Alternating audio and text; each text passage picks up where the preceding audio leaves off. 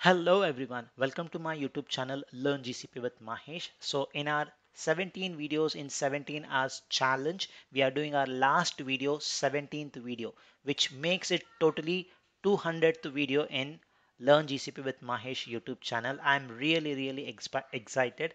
All the videos which I have done is basically on GCP concepts related to professional cloud architect certification, Google Cloud data engineer certification, network engineer certification, and tidbits for your day-to-day work. So I'm really excited that I'm doing my 200th video. It's almost like 1.5 years I started this channel. Really excited. So the 200th video should be definitely the reason why Google Cloud Platform rocks.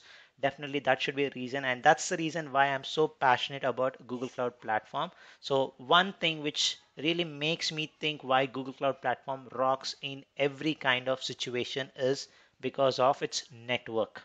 That's the only one reason which I feel. So, and usually I make a very bold statement saying like this: no network, meaning no cloud. So that is how as simple as that you can explain the importance of networking in cloud. So let's see how Google's network is so rock solid when it comes to its networking features.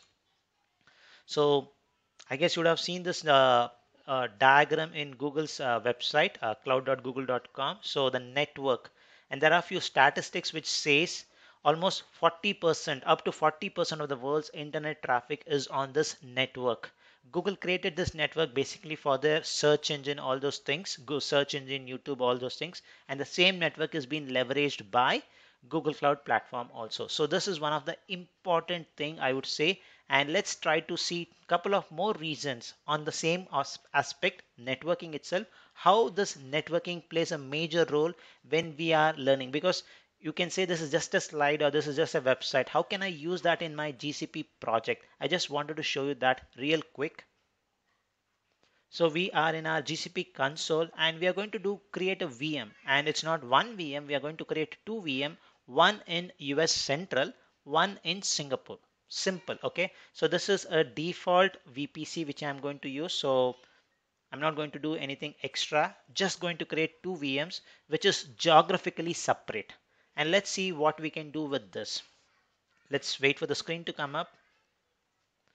Alright, the screen has loaded and I have filled in the form server-us.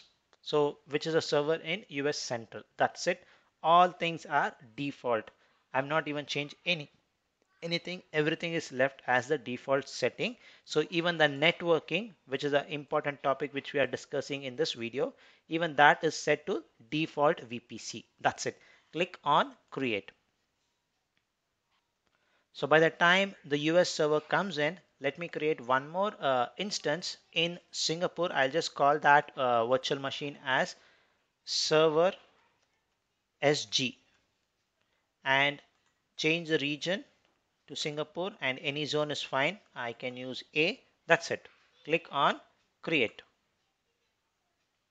So both the virtual machines are provisioned. So I usually prefer to turn off this one, recommendation and in use if it's just two VMs, and turn on the network option. So this is a nice screen. Now I'm going to SSH into both the virtual machines, and the stuff which I'm going to do is I'm just going to do ping. These servers are geographically separate. These are in two different data centers or zones, and without doing anything extra, I've just created a virtual machine and I'm going to show you the magic of these two machines can interact each other over internal IP address, RFC 1918 standard. So let's see that. And I would say this is something not so easily possible with other cloud vendors. Just try it out. If you are a fan of other cloud, just give a try. Something very similar. I guess definitely most of the cloud will have presence in US Central or in Singapore or any zone or any region, whatever the term they call in the other cloud. Try it. It should be geographically separate, and just try to do a ping and see whether it works. And just for your information, this is just the default VPC network which I am using. I'm not even having any VPN setup, no interconnect setup. It's just a VPC network is what I'm using. So let me open up the terminal. So this is the terminal which I have opened. So on my left I have Singapore, on my right I have US server. Let me get the internal IP address of both the machines and copy the IP address of US server, ping it from Singapore server, copy the IP address of Singapore server and ping it from US.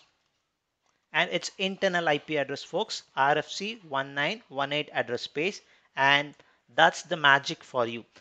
Without any extra setup, just a VM creation, both are in the same VPC and I'm able to ping this. Just try it out in any other of cloud and see whether it can work. So this is one simple reason why I can say Google Cloud Platform's network really rocks. And this is one easy option because if you see, if you were to communicate like this, you don't need to have an extra setup. And this is all become possible. The only reason is the VPC in GCP is a global construct. So if you just wanted to visualize how this is happening, I would put it in very, very layman terms. You have Singapore here, the US Central here, and if you see the cable, the optic fiber cable, it's across the globe. So from here, it gets connected. It's like as if like having a coaxial cable connecting between two virtual machines. So that's how it is possible where you're able to leverage internal IP address to communicate. And when you're using internal IP address to communicate, right, it's very, very safe. Having an external IP address is always a challenge. You will always invite troubles because some of the best hackers try to hack it, try to do DDoS attack, all those things. But if you have an internal IP address, nobody can even reach it. So that's the biggest advantage I would say. So that's the first reason which I wanted to say, the network, how you can use that network in your day-to-day work in GCP. So you see that the global presence makes it so easy. And the second reason which I wanted to highlight why Google Cloud Platform's network really rocks is look at this diagram. So this is the one which shows the current region. So if I just scroll up, so there are currently 24 regions as of today, 13th July 2020. Soon you should see more regions coming up. How do you know that more regions? The one which is in white color, blue white color, these are all upcoming regions like Delhi. That's really good. So there are going to be two regions in India. Really happy. Doha. So Google is trying to have some presence in the Middle East part. Warsaw, Toronto, good amount of new regions are going to come. So roughly around 1, 2, 3, 4, 5, 6, 7, 8. So 32 regions soon should be 32 plus Melbourne 33. So soon should be coming up. So I don't really know the timeline, but these are something which is going to come.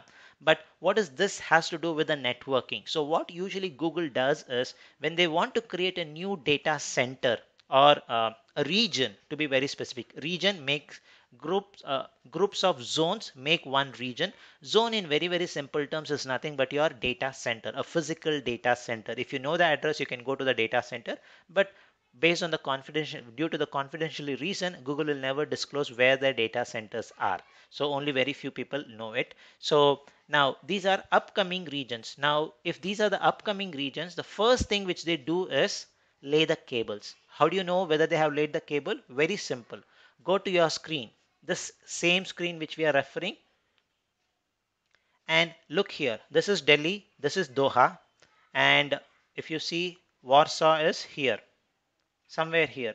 And if you see this, the current network, submarine cable network, these are already laid. The network is already laid. So that is the important thing. So any new region comes, you can still communicate with it using internal IP address. So it's all because of this super solid network, which is very, very robust, one of the largest software defined network of the nature of its nature in the entire planet. And a fun fact is this is also shark proof. So this is the reason why I would say Google Cloud Platform rocks. One single reason, if you ask somebody why GCP rocks, I would simply say because of its network. So that's the video which I wanted to share. The challenge question, the video is the 17th video, which makes up the 200th video in my channel. I'm really excited, and I'm really happy to share why Google Cloud Platform rocks. A very solid reason, because of its network. So that's the video which I wanted to share. Thank you everyone for the support. I expect the same support for the upcoming videos. Thank you and have a great day ahead.